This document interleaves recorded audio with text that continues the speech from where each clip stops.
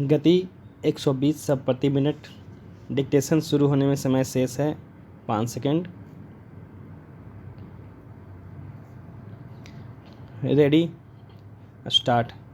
महोदय, पंजाब के संबंध में मुझे यह कहना है कि अभी कुछ दिन पूर्व वहाँ पर भाषा का प्रश्न उत्पन्न हुआ।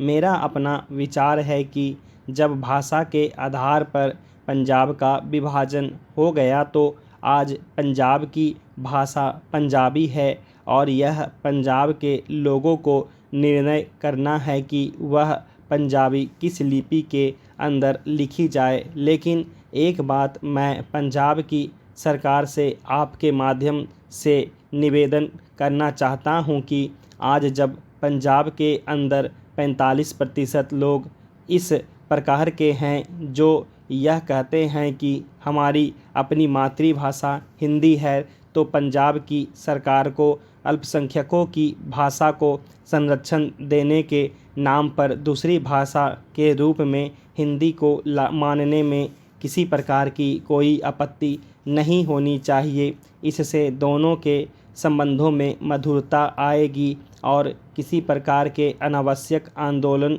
से हमारा सीमावर्ती राज्य बचा रहेगा। जहाँ तक लिपि का संबंध है, लिपि के संबंध में मैं बलपूर्वक किसी लिपि को समाप्त करने के पक्ष में नहीं हूँ। मेरा विचार रहा है कि देश में अपनी लिपियों को सुरक्षित रखते हुए अगर प्रादेशिक भाषाएं किसी एक सामान्य लिपि को वैकल्पिक लिपि के रूप में स्वीकार कर ले तो देश की अनेक भाषाओं को निकट आने में बहुत बड़ी सहायता मिल सकेगी।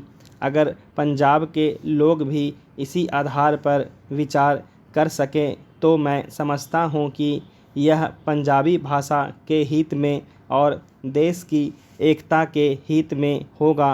अंतिम बात जिसको कहकर मैं अपना भाषण समाप्त करना चाहता हूँ वह है प्रश्न जो आज पंजाब और हरियाणा में तनाव का कारण बना हुआ है, और वह है चंडीगढ़ का प्रश्न। सभापति जी, आपने देखा होगा कि कल इस प्रश्न को लेकर यहाँ एक गर्मागर्मी का वातावरण भी उत्पन्न हुआ।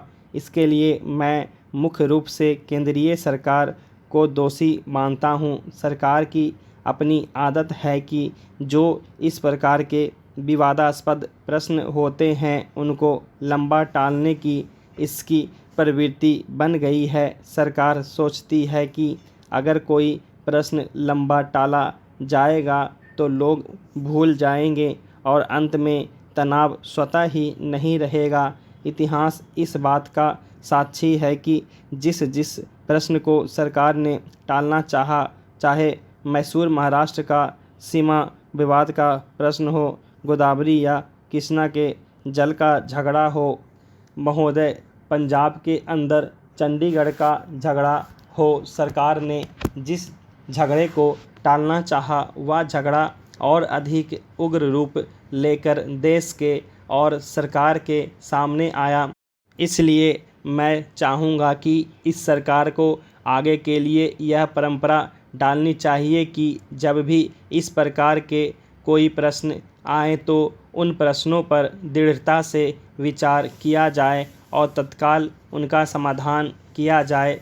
वर्षों तक उस प्रश्नों को लटकते छोड़ लोगों को आपस में संघर्ष का अवसर नहीं देना चाहिए। मैं आपसे निवेदन कर रहा हूं कि जो राष्ट्रीयकरण के समर्थक हैं वे भी राष्ट्रीयकरण को साध्य नहीं मानते। प्रधानमंत्री ने स्वयं स्वीकार किया है कि अनेक देशों में बैंक सरकार के हाथ में है, लेकिन बैंक सरकार ने ले लिया तो समाजवाद आ गया। ऐसा कोई नहीं कह सकता। जिन देशों में समाजवाद नहीं है वहाँ बैंक सरकार के हाथों में है। फ्रांस में समाजवाद नहीं है, सरकार ने बैंक ले लिए, और ऑस्ट्रेलिया में बैंक सरकार ने लिए थे, लेकिन बैंक कर्मचारियों के आंदोलन के फलस्वरूप चुनाव में जब नई सरकार बनी तो बैंकों का राष्ट्रीयकरण समाप्त करना पड़ा।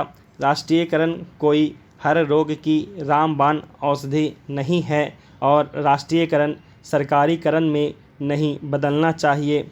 जिस तत्परता से सरकार ने बैंकों को अपने हाथ में लिया है, उससे आर्थिक क्षेत्र में कठिनाइयाँ पैदा हो सकती है। नए नए लोगों में नई नई आशाएं जागी है। क्या ये आशाएं पूरी की जा सकेगी? अगर ये आशाएं पूरी नहीं की गई तो उनके परिणाम भयंकर होंगे। सहकारिता के क्षेत्र में हमने लोगों में नई आशाएं जगाई हैं।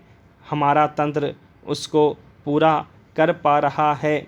समाजवाद मात्र इरादा नहीं है। इरादे अच्छे हो सकते हैं, नेक हो सकते हैं, लेकिन जिस मशीनरी के द्वारा, जिस तंत्र के द्वारा वह इरादे व्यवहार में लाने हैं, अगर वह मशीनरी भ्रष्ट है, अगर वह तंत्र अक्षम है, अगर जनता के प्रति उनके हृदय में सहानुभूति नहीं है, तो फिर राष्ट्रीयकरण भी सहकारिता की तरह से एक बदनाम चीज़ हो जाएगी। सरकार बहुत से कारखाने चला रही है, कुछ अच्छे चल रहे हैं, कुछ बुरे चल रहे हैं, लेकिन कारखाने चलाने के लिए, सरकारी संस्थाएं चलाने के लिए जैसे आदमी हमें चाहिए, वैसे आदमी तैयार करने का हमने प्रयत्न नहीं किया है। सार्वजनिक उद्योगों को सफल करना सरल नहीं होता।